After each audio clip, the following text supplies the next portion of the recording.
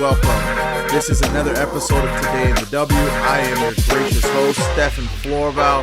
Please, just call me Flo. Excited to be here with you again today on this Thursday, August the 10th. We're here to talk some WNBA basketball, to break down some looks, get some feedback, and most importantly, we're going to make some money. So, as always, please like, comment on the video, subscribe, share with your friends, your cousins, your aunties. Tell everybody we're over here, we're having fun, we're making money, and we're doing it with style. Let's recap what we just came off of. We had a slate where I gave off 8 plays, off that last slate. We went 5-3, but more frustrating, we almost hit a couple lottos. We had that 4-legger on FanDuel.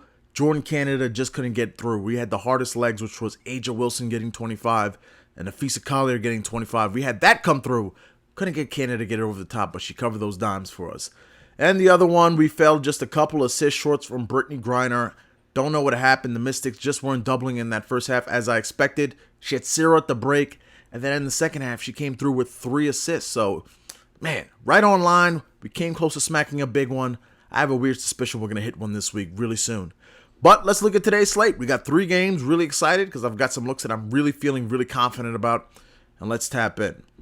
First game of the day, we have the Minnesota Lynx and the Indiana Fever. I have one play from this game, but first let's look back the last time out for the Minnesota Lynx. They snapped their 2-game skid by beating the Chicago Sky, and in that game we saw a return to form for Napheesa Collier with 29 amazing points and 9 boards. That ankle looks just right, and I'm going right back to her tonight. The 21.5 points is kind of gross. If you look on FanDuel, you'll get a -138, and on DraftKings it's -135, so not that much better. But I swallowed the juice. I took it because I think she should have a great performance. It's a matchup that sets up really well because you have a Fever team at home. Perhaps Melissa Smith in her second game back, she gives you more minutes. But in this contest, we've seen that she'll have easy access to the lane and should do an excellent job in getting there and getting to her spots, whether it be from the mid-range, the 3-point range.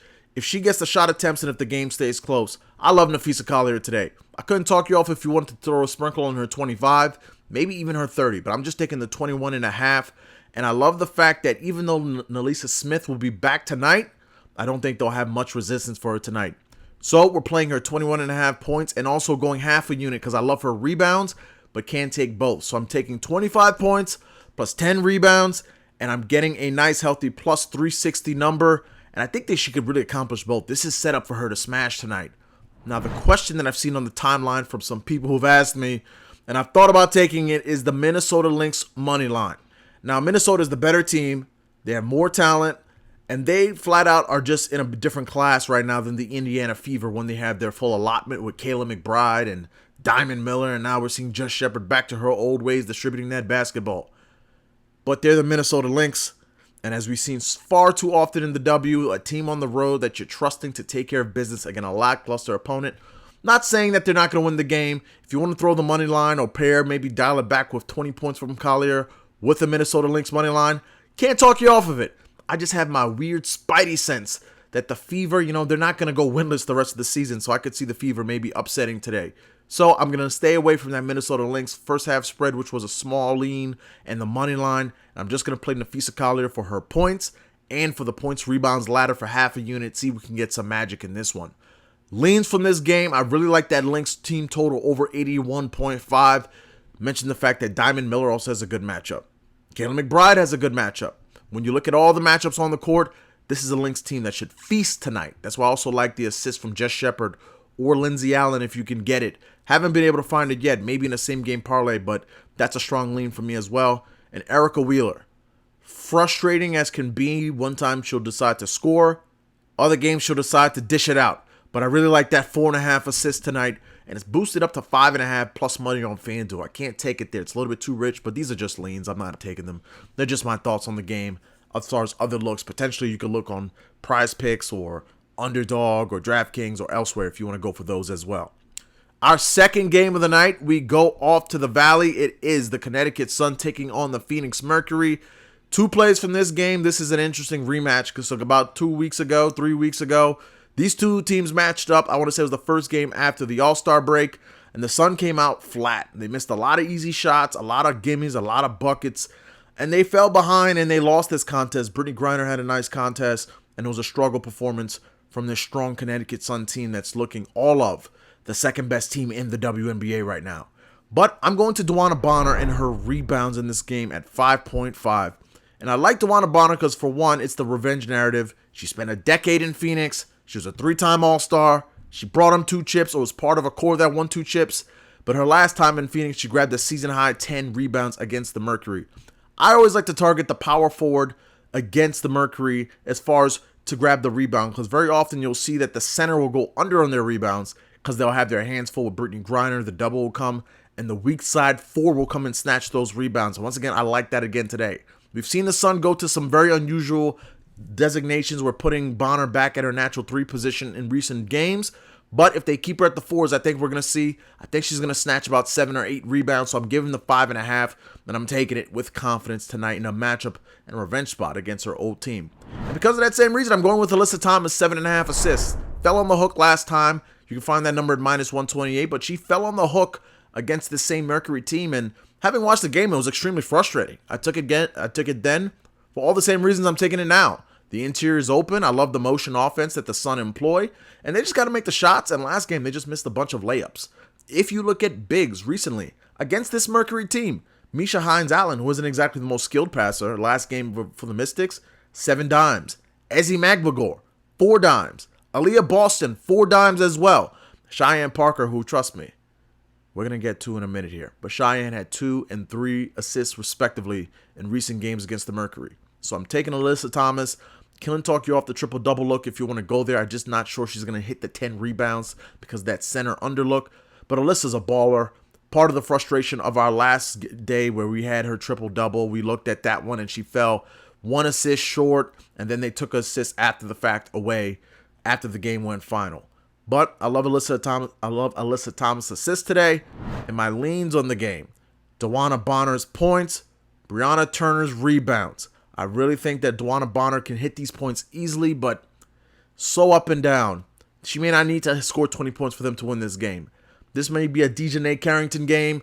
It may be a Tiffany Hayes spot. You just don't know. If it's not an elite opponent, if it's not an opponent such as the Liberty or the Aces, I'm not sure I could ride with DeWanna Bonner. That's what scared us off last game against the Storm.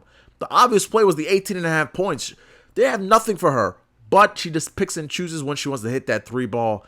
And unfortunately, we weren't on the right side on that one because she decided to go off against a lackluster Storm defense. So if you want to tail DeWanna and take her to score 20 points against the Mercury, heck, I couldn't talk you off it because it's a great matchup. DeWanna's going to do her thing, but I'm going to stick with the rebounds for now. One more game tonight, and it is the Atlanta Dream, and it is the Seattle Storm, and it is a 3-play game for me. And I'll tell you what, first things first, we got to start with our girl, Cheyenne Parker.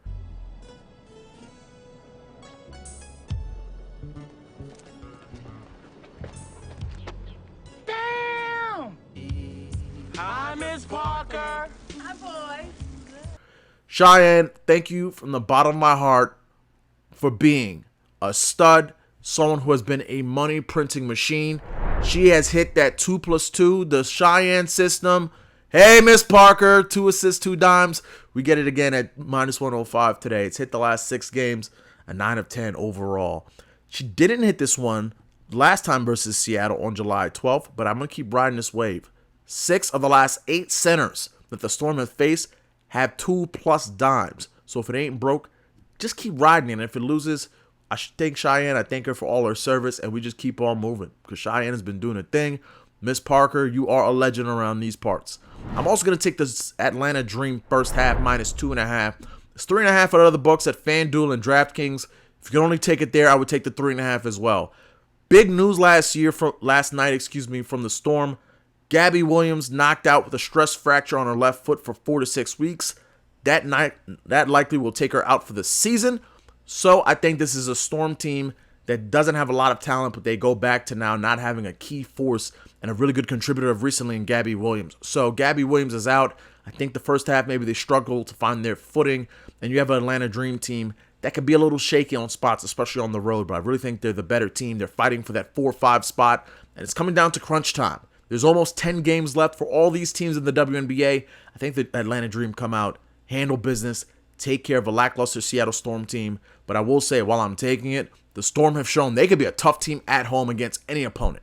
I mean, the Las Vegas Aces covered their first half team total, but the Storm were right there nipping at their heels with just under a minute to go. Same thing with the Liberty on the road.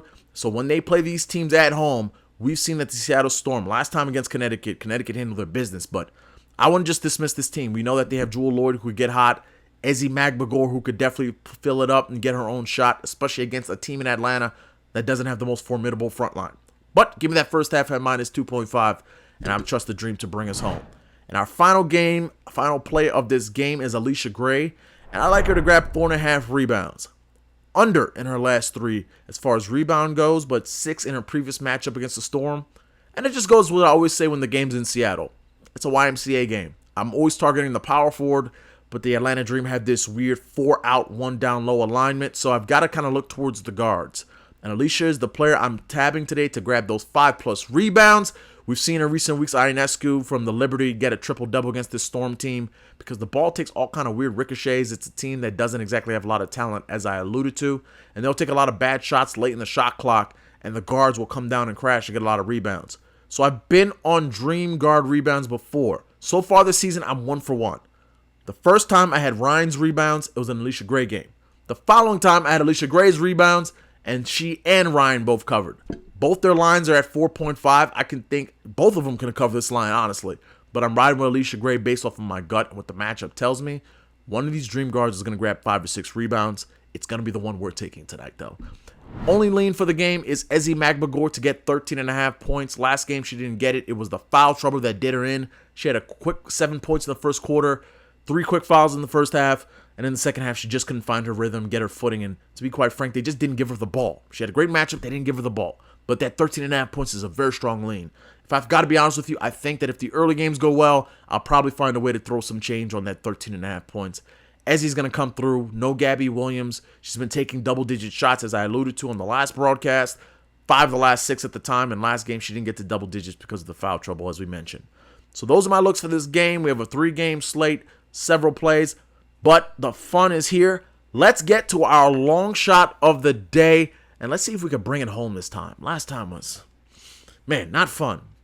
So this long shot is 7 legs, and it has all the looks of what we've talked about so far on this broadcast, and it equals to 1163. First, we start out in Indiana where Napheesa Collier, FZF baby, is going to do what she does, grab those 8 rebounds, score 20 points because that's light work for an all-star of the caliber and a player elite on the level of Napheesa Collier. Then we go out to the Valley. The Connecticut Sun handled business, and DeWanna Bonner doesn't even need to cover her line. She gets 5 rebounds, 1 under what we're taking it for at 5.5, and that takes us to our final nightcap game. We're all excited, and to bring us home, we're going to need Ezzy Magbagor. Scaled back, her line's at 13.5. She's got to throw in 10 points. She could get that in the first half. We need the Dream to handle business, as they should in a smash spot.